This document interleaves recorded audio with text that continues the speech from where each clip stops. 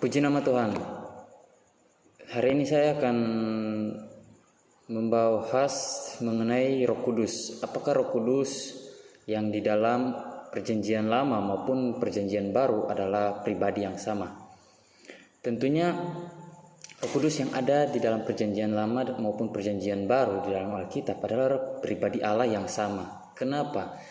Pekerjaan Roh Kudus atau Roh Kudus sudah terbukti tercatat di dalam Alkitab sejak masa Perjanjian Lama, yaitu pada saat Allah menciptakan segala ciptaannya. Kalau kita baca di dalam Kejadian 1 ayat 1 sampai 3, di situ dijelaskan bahwa Roh Allah melayang-layang di atas permukaan air. Artinya Allah itu roh.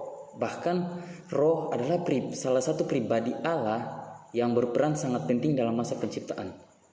Kalau kita bandingkan dengan Kejadian 1 ayatnya yang ke-26 juga, di situ mencatat bahwa pada saat Allah menciptakan manusia, di situ bukan hanya Allah tetapi ada pribadi lain selain Allah, yaitu siapa? Roh Kudus. Tetapi Roh Kudus ini dia bukan hanya pada saat Perjanjian Lama, dia tidak tinggal diam di dalam diri manusia. Kalau saat pada masa pemerintahan Raja Daud, ketika Raja Daud diurapi oleh Samuel, di situ Roh Kudus hadir di dalam diri Daud.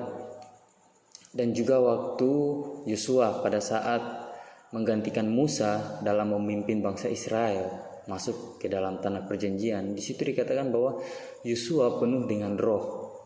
Di situ adalah terbukti bahwa Roh Kudus berperan penting dalam kehidupan manusia, tetapi tidak selamanya tinggal di dalam kehidupan manusia pada masa Perjanjian Lama. Kenapa? Kalau kita baca di dalam 1 Samuel pasalnya yang ke-16 ayat 14, di situ dikatakan Roh Kudus pergi dari Saul. Saul tidak lagi setia terhadap Tuhan, sehingga Roh Allah pergi dari Saul. Terbukti banyak bukti-bukti yang luar biasa yang dapat kita ketahui di dalam Perjanjian Lama bahwa Roh Kudus tidak selamanya diam. Tetapi pada saat Perjanjian Baru,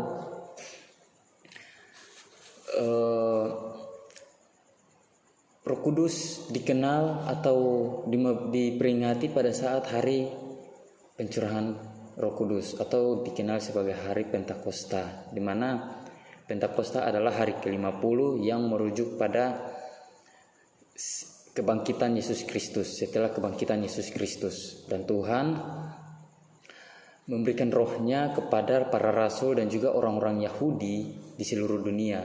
Dan Roh Kudus itu digambarkan sebagai lidah-lidah api. Pencurahan Roh Kudus terhadap para rasul adalah bukti bahwa Roh Allah adalah pribadi Allah.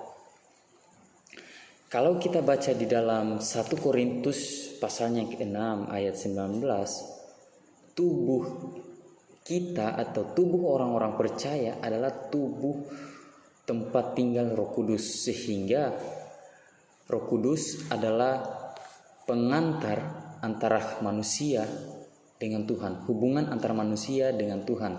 Dan Roh Kudus juga berperan penting dalam kehidupan manusia, bahwa Roh Kudus adalah pribadi yang dapat menginsafkan manusia dari dosa, dari segala kesalahannya. Jadi Roh Kudus adalah pribadi Allah yang tidak bisa dipisahkan dari Allah, atau tidak bisa dipisahkan dari istilah Trinitas yang kita percaya sebagai Allah Tritunggal.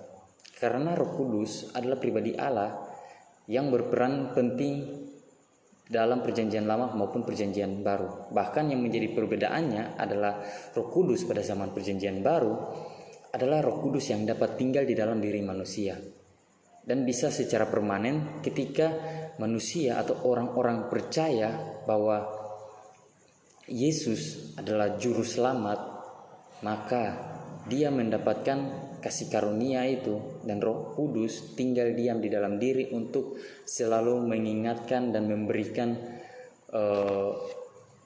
memberikan sebuah pemahaman bahwa hidup orang percaya harus dijauhi oleh dosa.